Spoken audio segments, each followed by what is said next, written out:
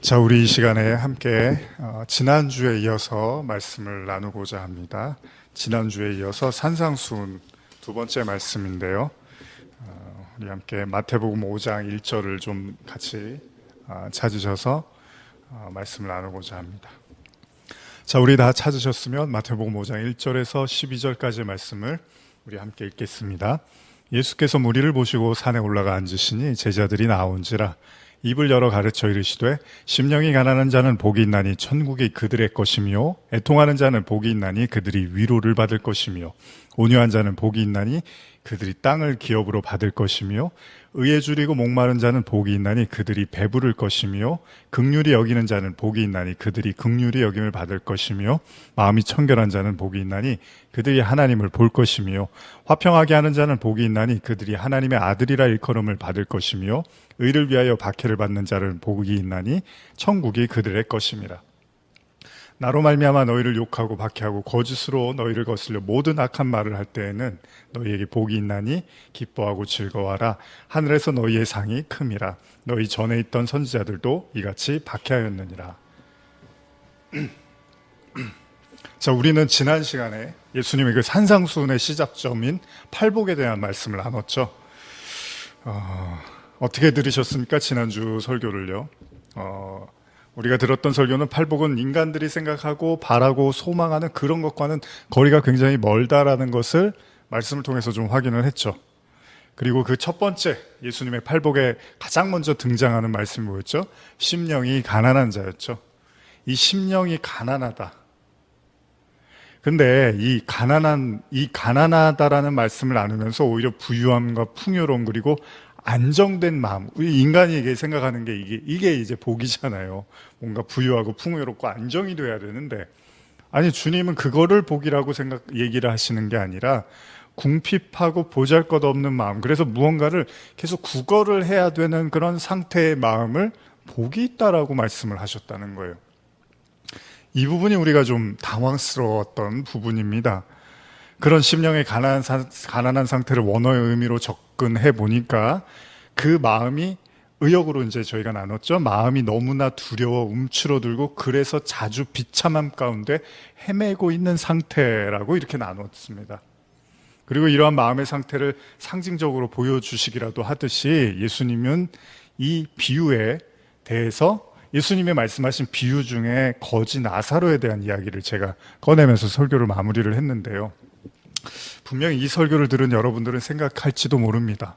아니, 한평생 거지 나사로가 그냥 거지로 살았는데 그 사람은 천국에 가고, 그러니까 얼마나 어렵게 살았냐면 그 부자의 잔치에 밑에 떨어지는 그 부스러기를 먹으면서, 잔치상에서 떨어지는 부스러기를 먹으면서 그렇게 살았던, 심지어는 당시에 이스라엘 사람들이 부정하다고 여겼던 그 개가 그의 상처를 핥고 있는 지경에 있었는데, 이 정도면 정말 그냥 아무것도 할 수 없는 상태잖아요. 그냥 완전히 무기력한 상태잖아요. 그러니까 스스로는 뭘 할 수가 없어요. 주지 않으면 먹을 수가 없고, 심지어는 자기의 그 상처를 누가 핥고 있는데도 그냥 뭐 어떻게 할 수가 없는 거예요. 근데 이렇게 안타깝고 힘겨워 보이는 그를 바라보면서 예수님은 그런 비유를 들더라는 거예요. 그가 구원을 받았다고. 여러분들이 이게 동의할 수 있냐는 거예요. 예전에 제가 말씀을 보면서 그 우편강도 이야기 있잖아요. 제가 가끔 하는 이야기이기도 하지만, 저도 어려서부터 이렇게 교회 다니면서 우편강도 이야기를 굉장히 부끄러운 구원으로 알고 지냈었어요. 그러니까 평생 못된 짓만 하다가 어떻게 십자가 옆에 예수님이 있어서 그냥 재수가 좋아서 구원해달라고 해서 구원을 받은 걸로 저도 그렇게 이해를 했단 말이죠. 그래서 이후에도 저는 그런 설교를 많이 들었던 것 같아요. 그런 구원은 굉장히 부끄러운 구원이니까 그렇게는 살지 말라고. 구원을 받는 거는 좋지만 그런 식의 구원은 받지 말라고, 그런 얘기를, 그런 설교도 많이 들었던 것 같아요. 그러나 제가 말씀을 들여다보고 복음이 무엇인가를 좀 더 깊이 이해하면서 진짜 죄가 뭐고, 그리고 선물로 주어지는 구원의 의미가 뭔지를 알면서는 절대 예수님 곁에 그 우편강도가 절대로 부끄러운 구원이 아니라는 걸 이제 느끼게 된 거죠. 여러분, 부끄러운 구원이라는 게 있습니까? 아니, 그러면은 당당한 구원이 있어요? 어떤 사람은 당당하게 구원받고 어떤 사람은 부끄럽게 구원을 받는 거예요. 그 찬송가 여러분들 잘 부르시는 거 있잖아요. 나는 부족하지만 영접하여 주실 것이니 뭐 이런 가사 있잖아요. 굳이 말한다면 모든 인간이 다 하나님 앞에서 부끄러운 구원을 받을 수밖에 없다는 거예요. 무슨 바울은 뭐 당당했나요? 나는 구원받을 만한 자격이 있어. 절대 그런 얘기 안 해요. 바울도 그런 얘기 안 하는데 어디서 부끄러운 구원을 이야기를 해요. 왜냐하면 구원이라는 것 자체가 누구도 스스로의 의로움으로는 얻을 수가 없는 거고 완전히 하나님의 저항할 수 없는 은혜, 그 선물인데 무슨 어디서 당당한 구원이 있어요. 뭐 전도 많이 하면 당당한 거예요? 뭐 교회 봉사 일 많이 하면 당당한 구원이 있는 거예요? 그런 구원이 어디 있어요? 그건 구원을 아예 이해를 못하고 있는 거죠. 그럼에도 불구하고 우편강도를 여전히 부끄러운 구원으로 이해하고 있다면 구원의 기초를 다시 생각해야 될 필요가 있다는 겁니다. 만일 우편강도가 그러하다면요, 여러분 거지 나사로도 어떻게 우리가 생각해야 될까요? 평생 거지로 살았단 말이에요. 이것도 그러면 부끄러운 구원이죠. 평생 그냥 남이 주는 거 먹고 자기 힘으로는 아무것도 못하고, 근데 왜 예수님이 그 부자로 맨날 자기 집에서 잔치 벌이는 그 부자하고 거지를 이렇게 비유를 들면서 대조를 하면서, 아니 잔치 벌이고 그러면 좋은 거 아니에요? 우리 집에 맨날 사람들이 넘쳐나고 그 사람들한테 먹을 거 주면서 잔치하고 있는데 그 부자는 지옥에 가고 거기서 그냥 이렇게 부스러기 하나 떨어진 거 먹고서 그러가 완전히 그냥 무기력하게 살았던 그 나사로는 천국에 가고, 이게 어떻게 우리의 상식에 맞는 구원이냐는 거예요. 근데 또 예수님이 여기에 대해서 구체적으로 설명도 안 해주세요. 그냥 그 나사로가 얼마나 고달픈 삶을 살았는지, 심지어는 그냥 끝까지 그렇게 살다가 간. 근데 나중에 부잣집 주인은 그냥 심판을 받더라는 거예요. 누가복음 16장 22절 23절인데요. 이에 그 거지가 죽어 천사들에게 받들려 아브라함의 품에 들어가고 부자도 죽어 장사되매 그가 음부에서 고통 중에 눈을 들러 멀리 아브라함과 그의 품에 있는 나사로를 보고. 거지로 살았던 나사로는 죽음 이후에 천사들에게 받들려서 아브라함의 품에 안기고요. 부자는 안타깝지만 음부에서 고통 중에 머뭅니다. 여러분, 말이 안타깝죠. 여러분들이 지옥에 가보세요. 지옥이 실제하고 여러분들이 그 지옥에서 그 음부에서 고통을 당한다면 이건 안타까운 정도의 일이 아니죠. 제가 자주 하는 말이 있잖아요. 진짜 하나님의 나라가 뭔지를 알고 심판이 뭔지를 알면 맨정신으로 살 수 있냐고, 이런 말씀 자주 드리잖아요. 지금 다른 비유에서는요, 그냥 내쫓으라, 이를 갈미 있으리라, 뭐 이런 표현을 썼는데, 지금 부자와 나사로의 비유에서는요, 아예 지옥의 실체까지도, 음부의 실체까지도 설명을 하고 계시더라는 거예요. 그러니까 굉장히 심각한 비유라는 거죠. 너무 괴로운 나머지 부자는 아브라함을 향해서 이렇게 말합니다. 16장 24절인데요. 누가복음. 불러 이르되 아버지 아브라함이여 나를 긍휼히 여기사 나사로를 보내어 그 손가락 끝에 물을 찍어 내 혀를 서늘하게 하소서. 내가 이 불꽃 가운데서 괴로워하나이다. 자신의 처지가 너무 괴로운 나머지 그는 물 한 방울만이라도 혀 끝에 대달라고 해요. 그럼에도 성경은 도무지 두 사람의 구원과 심판의 이유를 설명을 안 해요. 이상하지 않습니까? 여러분, 뭘 예수님이 말씀하고 싶었던 걸까요? 부자로 잔치집 열고 얼마나 화목하고 얼마나 화기애애해요. 근데 그 사람이 왜 지옥에 가야 되냐고요. 그리고 아무것도 하지 못한 그냥 남이 주는 것만 먹고 살았던 왜 그 나사로는 구원을 받냐고요. 뭘 말씀하고 싶냐는 거죠. 그런데 다음 구절에서 한 가지 단서가 될 만한 이야기를 아브라함의 입을 통해서 합니다. 누가복음 16장 25절 26절인데요. 아브라함이 이르되 너는 살았을 때 좋은 것을 받았고 나사로는 고난을 받았으니 이것을 기억하라. 이제 그는 여기서 위로를 받고 너는 괴로움을 받느니라. 그뿐 아니라 너희와 우리 사이에 큰 구렁텅이가 놓여 있어 여기서 너희에게 건너가고자 하되 갈 수 없고 거기서 우리에게 건너올 수도 없게 하였느니라.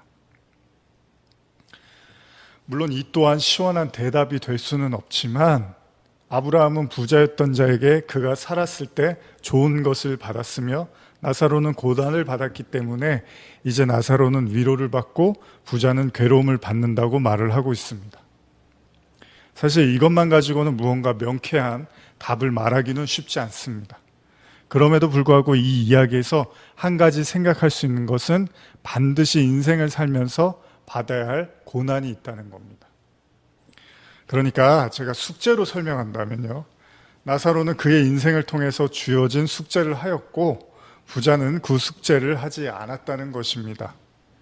그것을 성경은 고난으로 묘사하고 있으며 그래서 죽음 이후에 나사로는 그 괴로움에 대한 대가인 위로를 받고 있으며 아울러 부자는 살아있을 때 겪지 않았던 괴로움을 받고 있다고 말하고 있는 겁니다. 왜 예수님은 이런 비유로 구원에 대한 설명을 하셨을까요? 도대체 어떤 구원을 말씀하시고 싶으셨기에 부자와 거지라는 비유로 구원에 대한 설명을 하신 걸까요? 물론 이 내용에 대해서 누구도 부자들은 구원을 못 받고 거지는 구원을 받는다는 식으로 생각하지는 않을 겁니다.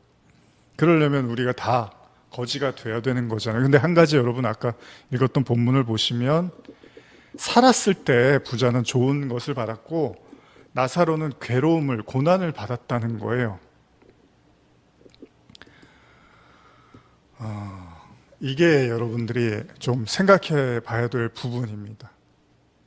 과연 성도의 삶이 좋은 것을 받는 삶인 건지 아니면 고난을 받는 삶인 건지, 만약에 이거에 대한 생각이 이렇게 뒤틀려 버리거나 뒤바뀌어 버리면 여러분들 굉장히 힘들지도 몰라요. 아니 왜 이렇게 고난만 있어 인생에? 근데 지금 나사로와 그 부자의 비유에서 부자는 살았을 때 좋은 것만 받았대요. 나사로는 고난만 받았대요. 예수님이 지금 고난을 이야기하신단 말이에요. 그 구원받는 자의 삶이 고난이었다라는 식으로 지금 말씀을 하신단 말이에요. 근데 이거에 대해서 이렇게 잘 제대로 서지를 못하면 굉장히 그 회의가 많이 올 거라는 거예요. 우리는 부자처럼 살고 싶잖아요. 잔치집, 우리 집에서 이렇게 잔치해갖고 사람들 막 먹이고 나눠주고 입히고 해서 그게 우리가 생각하는 그런 하나님의 나라, 복음 뭐 이런 거 아니겠습니까? 근데 왜 예수님이 느닷없이 그 부자는 심판을 받았다고 하냐고요. 그렇다고 또 이 비유가 그럼 가진 자와 가지지 못한 자 이런 또 유치한 논리로 뭐 돈이 많은 사람들은 구원받기 힘들고 뭐 돈이 없는 사람이 구원받기 쉽다 또 이런 얘기를 하시는 건 아닐 거 아니에요.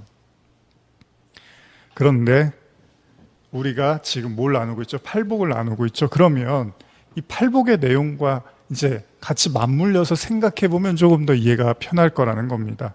그게 뭐죠? 바로 심령이 가난한 자입니다. 그러니까 마음속에 거주로 살아가는 이들에 대한 이야기로 이해해 볼 필요가 있다는 거예요. 실제로 이 이야기의 마지막에 어떻게 끝나는 줄 아십니까? 자신의 괴로움에 견디다 못한 부자는 아브라함에게 이렇게 말을 합니다. 16장 27절 28절인데요. 누가복음 이르되 그러면 아버지를 구하노니 나사로를 내 아버지의 집에 보내소서. 내 형제 5이 있으니 그들에게 증언하게 하여 그들로 이 고통받는 곳에 오지 않게 하소서. 그렇습니다. 이 괴로움은요 자신 혼자만으로 충분하고 여기서 충분하다고 여기고 나사로를 자신의 형제에게 보내서 그들에게 구원의 실상을 말해달라는 거예요. 자, 얼마나 애처로운 장면입니까? 자신이 죽고 나 보니까요 자신이 평생 살아왔던 삶과는 너무나 달라서 기가 막히고 코가 막힐 지경이라는 거예요. 꿈에서라도 생각해보지 못했던 이 음부의 현실과 고통 앞에서 그는 절규를 하듯 아브라함에게 요청을 한다는 거예요. 여러분 잘 생각해 보십시오. 대부분 사람들이 하나님을 믿는 이유 중에 하나가 천국에 가고 싶고 지옥에 가기 싫어서라고 하잖아요. 근데 지금 이 부자의 심판의 음부가 등장을 하는데 너무나 고통스러워해요. 그리고 우리는 그걸 영원히 지속되는 곳으로 이제 이해를 하는 거잖아요. 그러면 하나님께서 이 땅을 살면서 인간에게 고통을 허락을 하신다고 한들 그 영원한 고통과는 비교가 안 되겠죠. 그러니까 신앙을 진지하게 생각해야 되는 이유가 신앙은 캠핑이 아닙니다. 캠프가 아닙니다. 그러니까 뭐 내가 여기에 이렇게 가입을 하면 뭔가 좀 내 삶에 이렇게 윤택해지고 즐거워지고 활력소가 되고, 그러니까 하나님은 지금 그런 얘기를 하는 게 아니에요. 성경을 통해서 영원한 죽음과 심판과 그리고 영원한 부활과 천국에 대한 말씀을 하시는 거고, 그거는 지금 이 부자가 음부에서 상당한 고통을 느끼는 것처럼, 다시 말하면 나사로가 인생을 통해서 고난을 받았다면 그건 고통이잖아요. 고난은 고통이란 말이죠. 그러나 그 고난과 고통에 대해서 아브라함이 뭐라고 하냐면, 그걸 이제 받았기 때문에 그는 하나님의 위로를 받을 수가 있다라는 얘기를 해요. 근데 부자는 그렇지를 못했기 때문에 영원한 이제 괴로움을 받아야 된다는 거예요. 이 논리도 여러분 이해가 잘 안 가실 거예요. 아니, 그럼 살아있을 때는 불행해야 돼? 죽어서만 행복해야 돼? 그럼 살아있을 때 불행한 사람이 죽어서 행복할 수 있는 거야? 그러니까 이 논리도 여러분과 제 상식에는 맞지가 않는 얘기예요. 그런데 제가 분명히 한 가지 말씀드리고 싶은 건, 영원한 고통과 영원한 죽음이 존재한다면 반드시 여러분들은 이 땅에서 그것이 무엇인지를 알아야 된다는 거예요. 왜 우리가 영원히 고통과 영원한 그 심판을 받을 수밖에 없는 이유 정도는 알고 가야 되는 거라는 거죠. 그러니까 하나님 믿고 뭐 천국, 난 이제 천국 백성이니까 괴로울 것도 없고 아플 것도 없고 힘들 것도 없고 나는 무조건 기쁘고 즐겁고 나는 맨날 행복해. 그런 게 복음이 아니라는 거예요. 뭐 바울이 뭐 항상 기뻐하고, 뭐 우리 교회 오래 표어지만 항상 기뻐하고 쉬지 말고 기도하고 범사에 감사하라고 했다고, 바울의 여러분 서신 보면 바울이 그렇습니까? 하도 매를 많이 맞아서 죽기 직전까지 갔다 그러잖아요. 너무 괴로워서 사단의 가시 얘기하고 이러죠. 왜요? 이게 다 어둠과 심판과 죽음에 대한 고통을 바울도 충분히 느꼈단 말이에요, 이 땅에서. 그리고 나서 그게 바로 심판이구나. 영원한 죽음이라는 건 그것이 지속되겠구나, 그보다 더한 것일 수도 있겠구나라는 걸 깨닫고 나서야 비로소 우리는 하나님께로밖에는 갈 수밖에 없는 존재가 맞구나라는 걸 확인하기 위해서 우리는 고난과 환난과 고통을 또 당할 수밖에 없는 거죠. 그러니까 제발 구원을 너무 이렇게 가볍게 생각하지 마시라는 거죠. 뭐 하나님 믿었는데 왜 이렇게 힘들어? 하나님 믿었는데 왜 이렇게 기분이 안 좋아? 하나님 믿었는데 왜 이렇게 우리는 우울하지? 어쩌면 우리는 그런 어려움과 고통을 통해서 심판이 무엇이고 하나님을 떠나서 산다는 게 무엇인지를 뭐 이미 앞서서 많이 설교를 제가 나눴지만 우리는 그것들을 이렇게 배워가는 거겠죠. 누가복음 19장 29절에서 31절 보시면, 아브라함이 이르되 그들에게 모세와 선지자들이 있으니 그들에게 들을지니라. 이르되 그렇지 아니하나니 아니하나이다. 아니이다. 아버지 아브라함이여, 만일 죽은 자에게서 그들에게 가는 자가 있으면 회개하리이다. 이르되 모세와 선지자들에게 듣지 아니하면 비록 죽은 자 가운데 살아나는 자가 있을지라도 권함을 받지 아니하리라 하였다 하시니라. 아브라함이 단호합니다. 그들에게 이미 모세와 선지자들의 가르침이 있다는 거예요. 말씀이 있다는 거예요. 근데 그 말을 들을 귀가 없으면요, 비록 죽었다가 살아나는 사람이 그들을 찾아간다 하더라도 그들은 듣지 않을 거라는 거예요. 얼마나 무시무시한 말씀입니까? 여러분도 예수님이 나타나면 내가 믿을 것 같아? 천만에요. 안 그런다는 거예요. 뭔가 기적이 일어나면 내가 믿을 것 같아. 내가 지금 기도하던 게 딱 이루어지면 믿을 것 같아. 과거에 그런 일 한두 번 없으신 분들 계십니까? 기도했는데 안 이루어졌던 분들 계십니까? 물론 있을 수도 있겠지만 한두 번 정도는 우리가 기도해서 어떤 일들을 경험했을 겁니다. 그렇다고 여러분들이 더 믿음이 깊어지던가요? 그렇지 않더라는 거예요. 무슨 말이냐면, 지금 아브라함 얘기는 그거예요. 모세와 선지자들의 그 말씀을 진지하게 바라볼 수 있는 그런 마음의 준비가 되지 않았다면 죽었다 살아난 사람이 가도 안 들을 거라는 거예요. 여러분, 사람은 그렇게 말 잘 안 듣습니다. 귀가 얇다고 해서 그 귀가 얇아서 말을 잘 듣는 것도 그게 나에게 이익이 되고 효과가 될 것 같으니까 이 얘기 저 얘기를 자꾸 귀담아 듣는 거지, 복음은요 그런 류의 것이 아니기 때문에 절대로 안 듣습니다. 사람들이 듣는 것처럼 해도 안 들어요. 그게 기본적인 인간의 고집이고 죄성이라는 겁니다. 여기서 주의 깊게 보아야 될 단어가 있는데, 부자의 입으로 나온 이 말은 30절, 아버지 아브라함이여, 만일 죽은 자에게서 그들에게 가는 자가 있으면, 여기서 중요한 건데 여러분, 아버지 아브라함이여 만일 죽은 자에게서 그들에게 가는 자가 있으면 회개하리이다라는 말을 부자가 합니다. 왜 부자의 입에서 회개라는 말이 나왔을까요? 이게 중요한 거예요, 여러분. 그의 입에서 회개라는 말이 나온 이상요, 그는 불꽃과 같은 음부에서 무언가 하나를 깨달은 거예요. 그러니까 도대체 자기가 여기 와야 될 이유를 몰랐는데 너무 괴로운 중에 한 가지를 깨달았는데 그게 뭐냐면 회개였다는 거예요. 물론 그가 어떤 죄를 졌는지는 모릅니다. 우리는 자세하게 나와 있지 않기 때문에. 근데 그가 비참하고 괴로운 가운데서 한 가지를 깨달았는데 자기가 뭔가 잘못 살았다는 거에 대한 회개, 즉 회심할 기회를 놓쳤다는 것을 그가 알게 됐다는 거예요. 여러분, 그러면 거지 나사로 이야기는 좀 더 쉬워지는 거예요. 왜요? 다시 말하면 부유한 자로 평생 잔치를 벌이면서 살아온 부자는 자신의 삶에 대해서 어떤 고뇌도 어떤 괴로움도 갖지 않고 그저 자신은 하나님의 복을 받은 자이기 때문에 이렇게 넉넉하게 문제없이 살고 있고, 그래서 사람들과 한껏 즐겨 여유를 부리면서 만족하며 살았다는 거예요. 이게 여러분, 이게 뭐가 잘못됐어요? 여러분들 다 이런 사람 보면 참 은혜 많이 받았다, 참 축복 많이 받았다, 빈말이든 진심이든 한마디씩 그렇게 하잖아요. 어이구, 정말 당신은 복을 많이 받아서 이렇게 사람들하고 구워주고 나눠주고 잔치 벌이면서 사는, 너무 훌륭한 것 같아요. 하나님이 살아계심을 느껴요라고 할 거 아니에요. 근데 하나님은 그 사람에게 회개의 기회를 주셨음에도 그가 회개하지 않았고 그의 삶에서 오로지 기쁨과 잔치만 벌이다가 지옥에 갔다라는 거예요. 왜요? 중요한 것, 회개할 필요를 못 느꼈던 거예요, 삶에서. 그리고 그 이유 중에 하나가 자신의 아브라함의, 유대인들에 대한 이야기니까 자신이 아브라함의 자손이라고 확고하게 믿었어요. 그러니까 천국 당연히 가지, 나는 하나님의 백성인데, 나는 아브라함의 자손인데, 난 유대인인데, 그리고 이렇게 내가 부유하게 풍족하게 사람들하고 나누면서 사는데 무슨 회개? 난 하나님이 이미 난 축복해 줄 사람이야. 근데 죽어서 충격을 받는 거죠. 그러니까 제가 지난 주일날 바리새인과 사두개인을 향해서 세례 요한이 뭐라고 하죠? 마태복음 3장 7절에서 9절인데, 요한이 많은 바리새인들과 사두개인들이 세례 베푸는 대로 오는 것을 보고 이르되 독사의 자식들아, 누가 너희를 가리켜 임박한 진노를 피하라 하더냐? 그러므로 회개에 합당한 열매를 받고 속으로 아브라함이 우리 조상이라 생각하지 말라.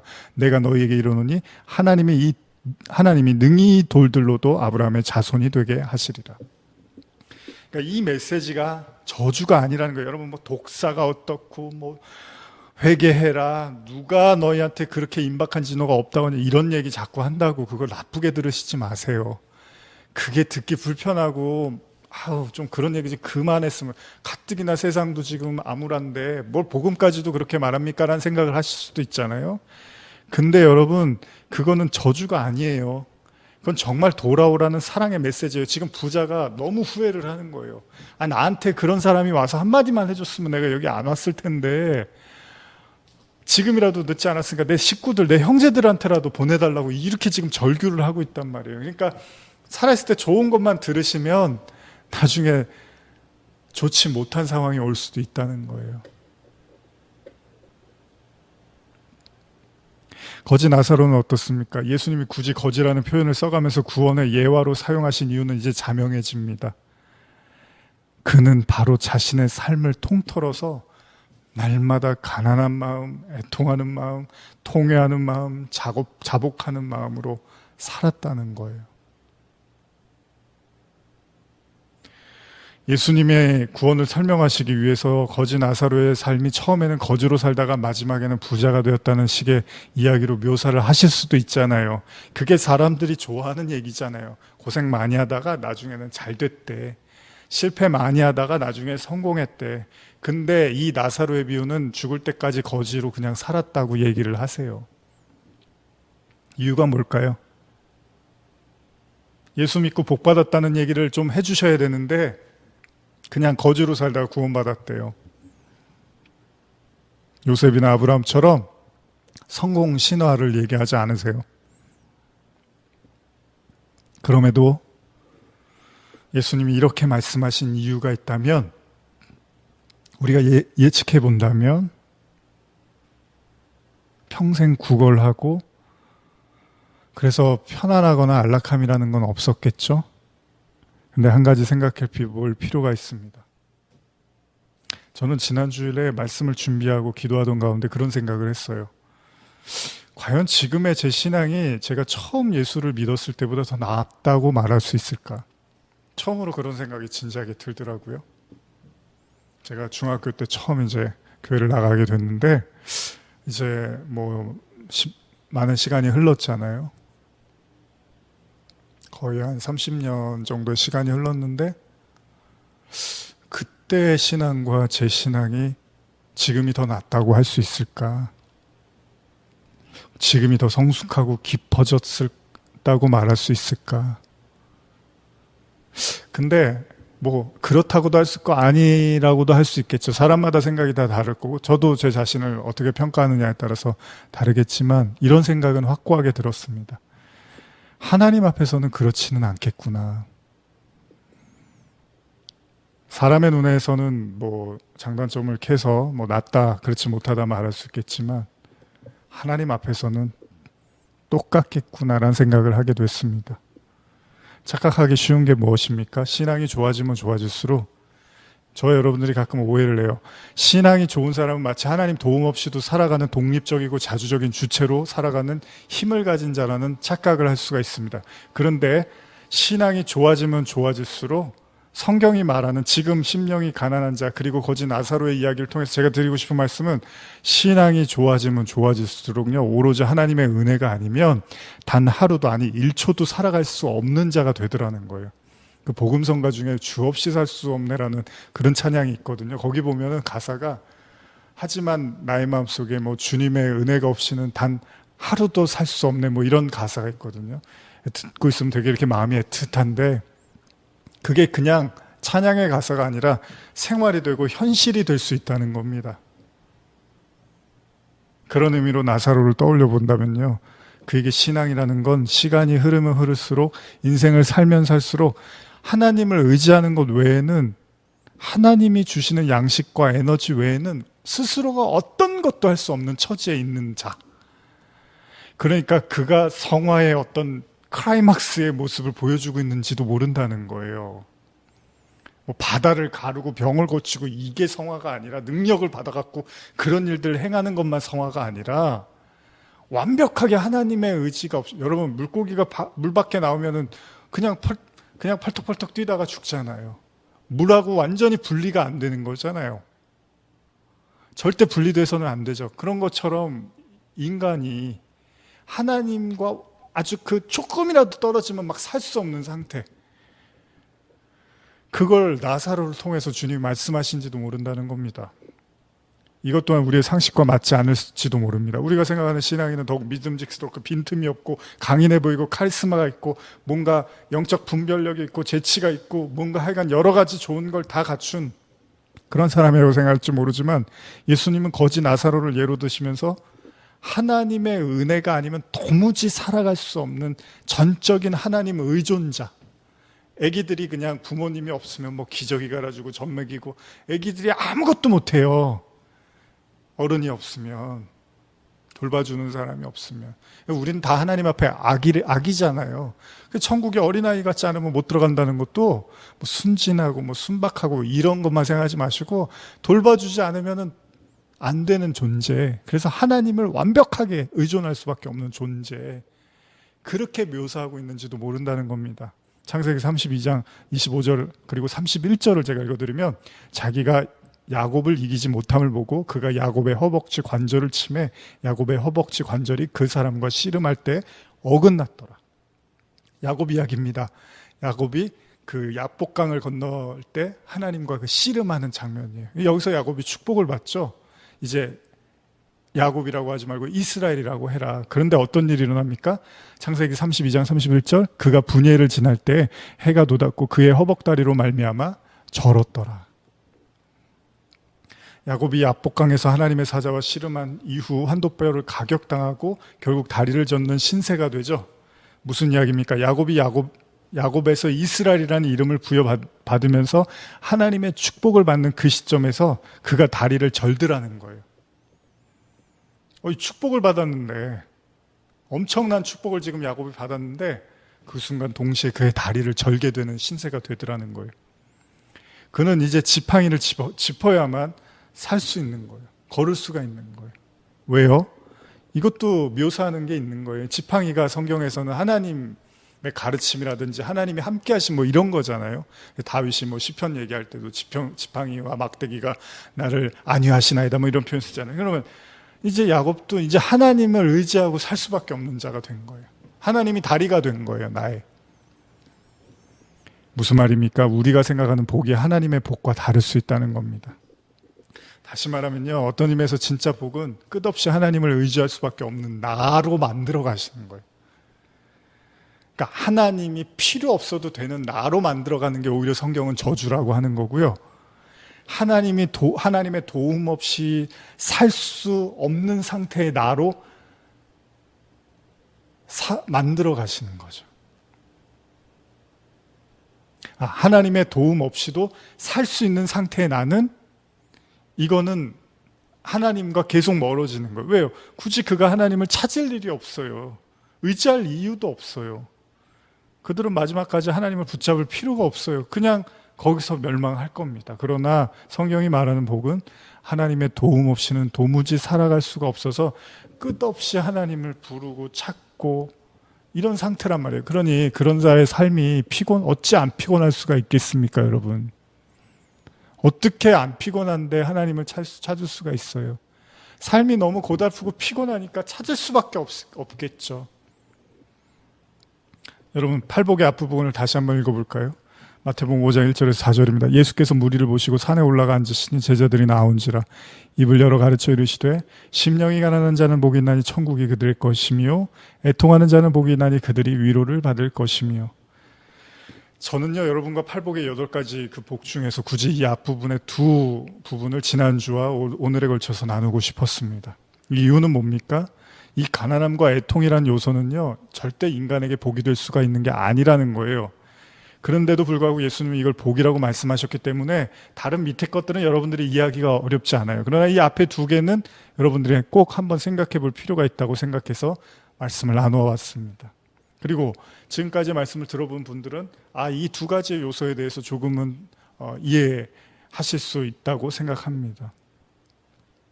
그렇기 때문에 성도의 삶은요, 심령의 가난함과 애통의 연속일 수밖에 없다는 거예요. 그리고 이것이 이 땅을 살아가는 성도들이 반드시 거쳐야 되는 길이라는 겁니다. 너는 살았을 때 좋은 것을 받았으니 죽어서 괴로움을 받고, 너는 살아서 고난을 받았으니 죽어서 위로를 받아라. 이게 아브라함의 이야기였잖아요. 근데 오해는 하지 마십시오. 주님이 말씀하시는 가난과 애통의 의미는요, 가난을 위한 가난함이 아니고요, 애통을 위한 애통은 아니라는 겁니다. 세상 사람들은 가난한 마음이 들면 그 가난한 마음이 더 가난함을 만들어서 내 마음을 더욱더 공허하게 만들어 갈 거고요, 애통하는 마음 때문에 더 큰 애통으로 그 마음에 정말 울분과 그 분노와 애통한 마음이 그것으로 그냥 끝나버릴지도 몰라요. 그러나 주님이 말씀하시는 심령의 가난함은, 즉 마음이 너무나 두려워서 움츠러들고 그래서 자주 비참함 가운데 헤매고 있는 그 상태. 그리고 여기서 말하는 애통은 뭔지 아십니까? 슬퍼하다, 애도하다, 애통하다. 그러니까 심지어는 이것은 그냥 슬픔이 아니라요, 정말 너무 슬픈 상태예요. 정말로 슬픈 상태예요. 통곡의 개념으로 이해를 하시면 됩니다. 자, 이게 어떻게 인간에게 저주가 아닌 복이 될 수 있습니까? 왜요? 어떻게 신앙이 깊어지면 깊어질수록, 성숙하면 성숙할수록, 시간이 흐르면 흐를수록 여전히 마음이 가난하고 애통할 수 있습니까? 이게 맞는 걸까요? 신앙이 좋아지면 가난한 마음이 없어져야 되고, 신앙이 이제 깊어지면 애통하는 마음이 사라져야 되는 거 아니에요? 저는 이 교훈을 바울의 고백에서 찾고 싶습니다. 로마서 7장 22절 24절까지인데요. 내 속사람으로는 하나님의 법을 즐거워하되 내 지체 속에서 한 다른 법이 내 마음의 법과 싸워 내 지체 속에 있는 죄의 법으로 나를 사로잡는 것을 보는도다. 오라 나는 공고한 사람이로다. 이 사망의 몸에서 누가 나를 건져내랴. 24절만 현대 우리말로 읽어드리면 나는 비참한 사람입니다. 이 사망의 몸에서 누가 나를 구해내겠습니까? 여러분, 바울이 목 놓아 외쳤던 그의 고백, 저는 여러분들에게 오늘 위로가 됐으면 좋겠습니다. 여러분, 바울과 같은 사람도요, 자기의 비참함 때문에 너무나 괴로워했다는 거예요. 그래서 너무 마음이 애통하고 하나님께 정말 부르짖는 그런 호소의 기도를 올렸다는 겁니다. 분명히 말씀드리지만 오해하지 마십시오. 인간이 생각하는 복과 하나님이 생각하는 복은 다릅니다. 자고로 하나님의 백성들에게는 하나님은 그들이 끝없이 하나님을 의지하게 만들 거고요. 그들의 삶의 마지막 순간까지도 성도는 거지 나사로처럼 하나님의 도움이 없이는 일절 살아갈 수 없는 사람으로 이끌어 가실 겁니다. 그래서 저와 여러분들은 그 심령의 가난함 때문에 애통할 수밖에 없을 거고요. 그러나 이 가난함은 가난함을 위한 것이 아니고 바로 하나님의 나라를 위한 것이고, 우리가 흘리고 있는 이 애통함은 애통을 위한 것이 아니라 바로 위로를 받기 위함이라는 겁니다. 이것이 거지 나사로가 그 고통과 인고의 시간, 그 시간을 보냈던 이유이며, 그리고 그 이후에 그가 아브라함의 품에 안겨 위로를 받게 된 이유입니다.